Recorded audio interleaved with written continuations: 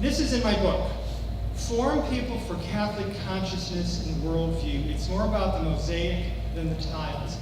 I like to think that this whole wall and the whole theater thing is Catholicism. It's big, it's massive, it's beautiful. It's the most powerful worldview.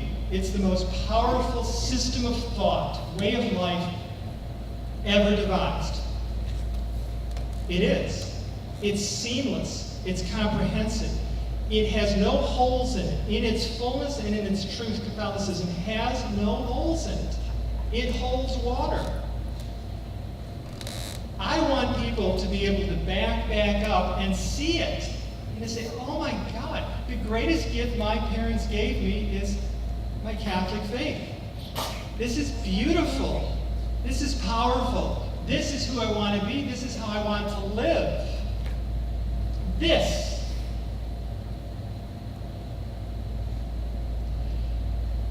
What I think we've been doing more than that is we've been giving people tiles. So for this week in Religious Ed, we're going to give you this tile and that tile. And then next week we're going to give you another tile, maybe 3 tiles next week. And the whole idea of how does it fit together? How does it come together to form something powerful and beautiful and meaningful that holds water, that can make sense of my life? I think that's where we fail. And this is where charismatic catechesis comes in, because we're speaking to the larger picture. You know, to talk about scapulars, great, that's a beautiful tile. It's a beautiful mosaic piece to the totality of Catholicism. But when kids get a tile here and a tile there, and we're never helping them back it up to see, pan back, Google Earth, pan back to see. Wow, okay, I get it. I get it in its own right, and I get it in the larger context too. I think we always have to be trying to put the formation we do with anyone into a larger context. So talking about a thorny moral issue, backing it up to the bigger picture of natural law, that God is in charge, God is the creator, God has created an order to things, be it a neutron, an atom, in the smallest particles of the universe. There's order, tremendous order, mind-blowing order in a neutron. And then to the, not just universe, but multiverse out there. Like there are universes upon top of universes. Physicists are believers because they're saying this is, like, there's a God. Okay? The more you know this stuff, the more you start to believe. And then everything in between.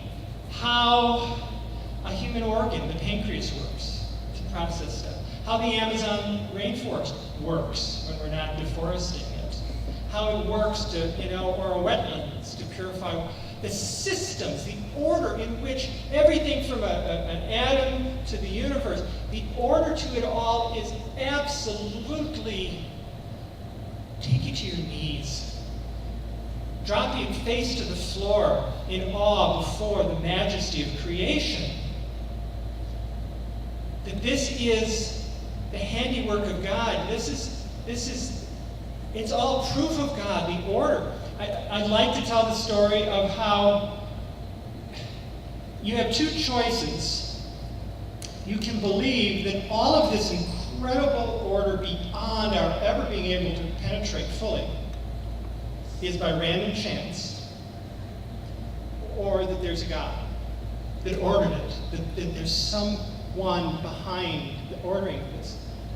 And that I'll talk to the atheist, non-believing guys in the room saying, it's far more reasonable to believe that there's a God than the 1 in 100 billion trillion to the 100th power chance that this kind of order happened out of nothing. It was nothing, and then now we have all this. It's far more reasonable, and there's proof and pointing towards the existence of God, as opposed to, so I want to have that conversation with folks who are flat-out atheists or agnostics. Not afraid of that either. Bring it on. Let's go. The order. So I like to pan back to help people look at the big picture as they want to know, well, the church says you can't do this and you can't do that. Well, okay, yeah, we need to deal with this, but I want to put in the context of natural law, the order in which God has created things. And of course, is there disorder within the order? Yes. When cells go crazy and we now have cancer, there's disorder in the order. And that's the whole mystery of evil and disorder and stuff in the presence of God's order. I don't have any answers for that. Something gets cancer, why their cell replication keeps crazy. We don't have answers for that. Let's not pretend. Catholic consciousness, Catholic worldview. It's greater than any political system of thought, economic system of thought. We have something so grand and brilliant and beautiful. How well are we helping our young people, our teens, and our adults see the big picture?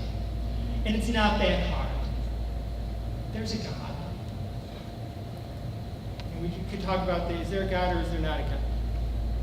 We're going to land on the side, there's a God, instead of all this order out of pure chance. There's a God. And this God loved us into creation. And as Catholic Christian people, and then we go from there. And we start talking about the fall, sin, and God turning, as he always does, turning death and alienation, failure, brokenness, into a greater good. Because it took Adam and his sin and Eve's sin for us to have Jesus. If there had been no Adam and Eve, we wouldn't have Jesus. We would have had need for a second Adam. And if we didn't have Judas turning in Jesus for the silver pieces, we wouldn't have the cross and resurrection and eternal life.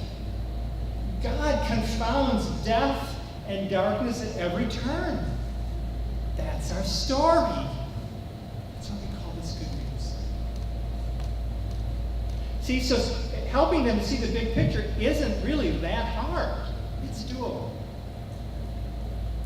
Give them the Mosaic pieces, but help them see the big picture too.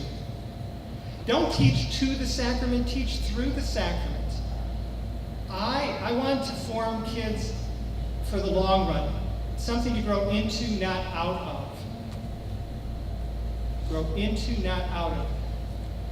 What's the sacrament that we should be giving greatest focus to in confirmation prep?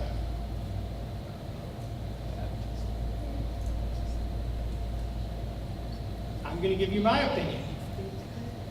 Eucharist. If we're prepping children for confirmation, and it's confirmation, gifts of the Holy Spirit, service hours, then confirmation comes, they got it, and they're out of here. We got what we asked for.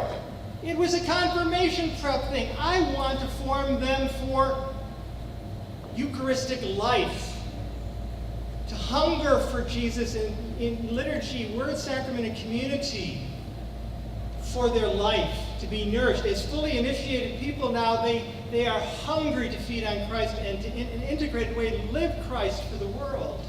See themselves as part of changing the world for God.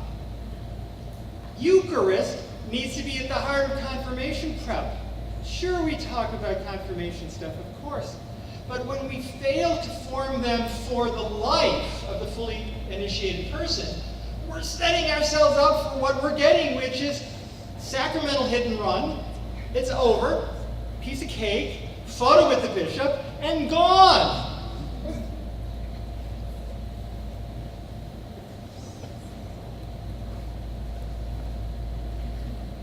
Why don't we see this? There's just blocks. They're just things that are blocked that we can change. Let's make our confirmation prep more Eucharistic.